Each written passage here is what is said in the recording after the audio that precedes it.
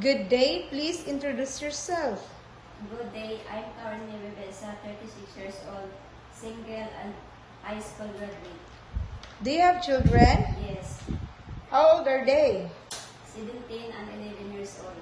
Right. Why do you want to work in Hong Kong? I want to work in Hong Kong because I want to support my children in school and I want to support also my parents.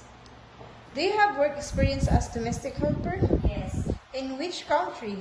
Kuwait and Dubai, For how many years in Kuwait? 4 years, How about the Dubai? 3 years and 8 months.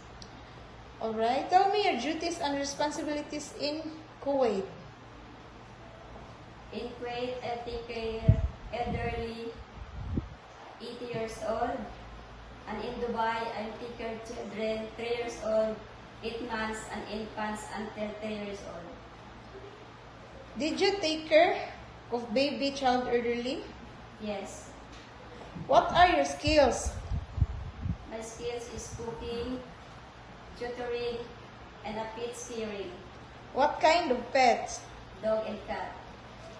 What are the traits of a good domestic helper? I know how to cook, ironing, and wash clothes, and tutoring. Lastly, what is your message to your future employer?